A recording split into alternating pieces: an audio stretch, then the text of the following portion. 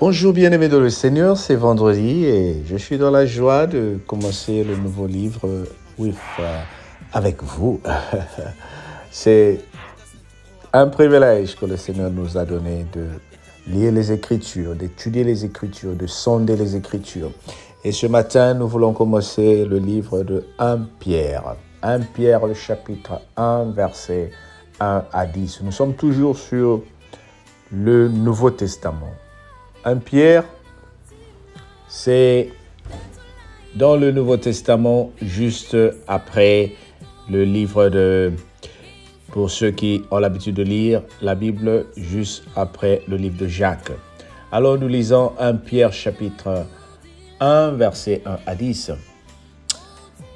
Pierre, apôtre de Jésus-Christ, à ceux qui sont étrangers et dispersés dans le Pont, la Galatie, la Cappadoce, l'Asie et la Bithynie, et qui sont élus selon la préscience de Dieu le Père, par la sanctification de l'Esprit, afin qu'ils deviennent obéissants et qu'ils participent à l'aspersion du sang de Jésus-Christ. Que la grâce et la paix vous soient multipliées. Béni soit Dieu, le Père de notre Seigneur Jésus-Christ, qui, selon sa grande miséricorde, nous a régénérés pour une espérance vivante, par la résurrection de Jésus-Christ d'entre les morts, pour un héritage qui ne peut se corrompre, ni souiller, ni flétrir, lequel vous est réservé dans les cieux. À vous qui, par la puissance de Dieu, êtes gardés par la foi pour le salut, prêt à être révélé dans les derniers temps. C'est là ce qui fait votre joie. Quoique maintenant, puisqu'il le faut, vous soyez attristés pour un peu de temps par diverses épreuves, afin que l'épreuve de votre foi, plus précieuse que l'or périssable, qui cependant est éprouvé par le feu, ait pour résultat la louange, la gloire et l'honneur lorsque Jésus-Christ apparaîtra, ô Lord. Lui qui vous aimez sans l'avoir vu, en qui vous croyez sans le voir encore, vous réjouissons d'une joie ineffable et glorieuse, parce que vous obtiendrez le salut de vos âmes pour prix de votre foi. Les prophètes qui ont prophétisé, touchant la grâce qui vous est réservée, ont fait de ce salut l'objet de leur recherche et de leur investigation. Amen. Wow! Les Écritures sont très, très, très importantes. La Bible, elle est vraiment très importante. Alors, pour ceux qui ne connaissent pas Pierre, c'est l'apôtre Pierre à qui Jésus, notre Seigneur, a dit « Pierre, en toi, je bâtirai mon église ». Avec le temps, nous allons commencer à étudier au cours de cette année les disciples de Jésus. Nous aurons le temps d'exploiter les disciples de Jésus. Mais maintenant, je te dis que l'apôtre Pierre, c'est le frère d'André, et c'est André qui l'a présenté à Jésus-Christ. Il a été les 2 premiers disciples que le Seigneur avait choisis et qu'il a commencé à œuvrer avec eux. C'était des pêcheurs d'hommes. Ils étaient plutôt des pêcheurs de poissons. Ouais, le pêcheur, oui, c'est pour le poisson. Et Jésus avait dit, suivez-moi, je ferai de vous le pêcheur d'hommes. L'apôtre Pierre, comme nous le savons par les Écritures, a été manifesté par son courage. C'est lui qui demanda à Jésus, si c'est toi, Seigneur, permets que je marche sur les eaux, quand il avait vu le Seigneur marcher sur les eaux. Et c'est un homme de foi. Il a vécu beaucoup de choses avec le Seigneur. C'est aussi lui à qui le Seigneur disait, loin de moi, Satan. Et c'est à lui, dans le même chapitre, que le Seigneur a dit, sur toi, je bâtirai mon église. C'est lui aussi qui renia le Seigneur pendant 3 fois avant de se repentir pour repartir, fortifier les autres. Il est un un apôtre qui sait de quoi il parle comme les autres. Il est en train de nous dire ici, nous avons été élus selon la préscience de Dieu le Père par la sanctification de l'Esprit, afin que nous devenions obéissants et que nous participions à l'aspersion du sang de Jésus-Christ. Waouh!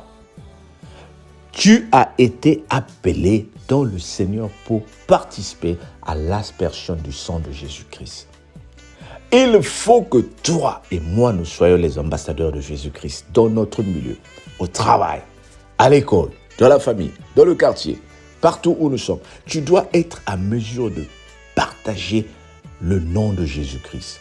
C'est-à-dire, le monde doit comprendre que le nom de Jésus-Christ, il est en train de nous comparer ici avec l'or. Il est en train de comparer les choses avec... Il dit, cette vie que Jésus nous a donnée, elle est tellement précieuse qu'elle est mieux que l'or périssable. Bien-aimé, aujourd'hui, si on te donnait 1 kilo d'or, j'espère que tu risques de démissionner de ton travail. Mais il dit, l'or est périssable. Pour que l'or devienne l'or, il doit être mis au feu. Il dit, nous sommes plus que l'or. Donc l'or, pour recevoir sa beauté, l'or doit passer par le feu. On le met au feu, on le brûle avec un feu ardent et l'or apparaît, il donne sa beauté. Allez-y regarder sur YouTube, vous allez voir comment on travaille l'or. Et il dit, nous sommes plus que ça. Alors, si nous sommes plus que ça, cela veut dire que nous aussi, nous devons passer dans le feu ardent, le vrai feu, pour faire apparaître la beauté de Jésus-Christ, pour montrer la gloire de Jésus-Christ. C'est quoi le feu ardent? Mais le feu ardent, ce sont les problèmes de la vie. Il s'avère malheureusement que lorsque les problèmes arrivent dans la vie de certaines personnes, nous nous refroidissons. Nous nous retirons de nos cellules, nous nous retirons de nos églises, nous ne parlons plus, nous rentrons dans nos coquilles et c'est là où nous devenons tristes. Oh, as-tu reçu une nouvelle qui te trouble? As-tu reçu une information qui perturbe ta vie? Je viens te dire que tu es comme de l'or qui doit passer dans le feu. En train de passer dans le feu, c'est là où toi tu dois voir la victoire. Comme le témoignage que j'ai reçu d'une sœur qui m'a dit, papa, tes messages me font tellement du bien. Ça m'a fortifié pendant que j'étais en train de traverser des moments difficiles. Mais en écoutant ces messages, ça a boosté ma foi et le Seigneur a agi. Oh, mon fils pour lequel je priais a vu la gloire de l'Éternel.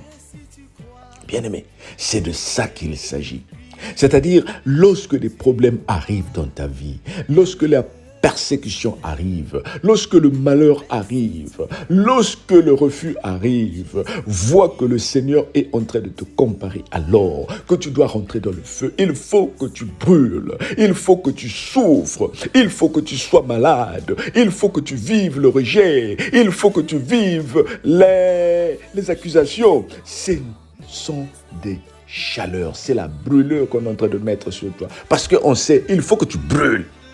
Parce que quand tu seras brûlé, c'est là où ta foi sera fortifiée. Aujourd'hui, si moi je te parle de la guérison, c'est parce que j'ai été malade. Pendant longtemps, j'ai effleuré la mort et le Seigneur m'a guéri. Donc je sais, s'il y a un malade devant moi, je sais que le Seigneur va le guérir. Aujourd'hui, il y a une sœur peut-être qui m'écoute, qui a attendu 7 ans ou 10 ans pour avoir un enfant. Alors cette sœur-là, aujourd'hui, peut donner le courage à une personne pour lui dire, Dieu peut agir. Il y a peut-être une personne qui est en train d'écouter, qui a des problèmes de papier. Mais toi qui as traversé cette époque-là, où tu as fait peut-être 12 ans sans avoir des papiers, 5 ans sans avoir une situation, tu peux utiliser ton exemple pour fortifier l'autre, pour lui dire, écoute, ce que tu traverses, tu n'es pas le seul, j'ai vécu ça. J'ai vécu ça. Reste dans la foi. Reste dans la foi. C'est ce que l'apôtre Pierre est en train de nous expliquer ici. Il a renié Jésus-Christ, bien-aimé dans le Seigneur. 3 fois, lui qui a mangé, qui a marché avec Jésus, il a dit non, je ne le connais pas. Mais quand il s'est ressaisi, Jésus l'a accepté. Et il a fait de lui une grande personne. Il a fait de lui la personne sur laquelle l'Église a été construite. Aujourd'hui, bien-aimés, ce qui fait que nous ne ressaisissons pas C'est parce que nous voulons être parfaits. Oh, toi, tu n'es pas parfait. Dans tes erreurs, relève-toi. Dans tes faiblesses, relève-toi. Dans tes fautes, relève-toi. Tout ce que tu dois faire, c'est demander pardon. Là, je parle à une personne qui est trop gonflée pour ne pas demander pardon à ton épouse, pour ne pas demander pardon à ton mari, pour ne pas demander pardon aux personnes que tu as offensées. Demande juste pardon. Dis, je me suis trompé. Pardonne-moi. J'ai connu le feu, mais le Seigneur veut me brûler pour que je brille. Oh, je suis en train de déclarer que toi, tu vas briller. Je suis en train de déclarer dans ton humilité, tu es en train de briller. Je déclare à une personne, toi, tu es de l'or. Toi, tu vas briller en 2022. Il faut que ton or brille. Oh, dis avec moi, je suis l'or. Je suis l'or et je suis en train de briller. Que le Seigneur te bénisse. Amen. Ben écoute, passe un bon week-end. Passe un bon week-end, nous disons, pour samedi et dimanche. Tu peux repartir sur YouTube, écouter la parole de Dieu. Ne reste pas comme ça sans écouter la parole de Dieu. Médite, profite de la parole de Dieu. Et lundi, on va continuer ces enseignements sur le livre de Pierre. Que le Seigneur te bénisse. Passe un bon week-end. Et surtout, profite-en pour rester en contact avec les siens. Appelle les amis, prends les nouvelles. Ça fera une bonne chose. Bénis les hommes de Dieu, appelle-les, bénis-les aussi. Que le Seigneur fasse la différence dans ta vie. Bon week-end et à lundi. Bye bye.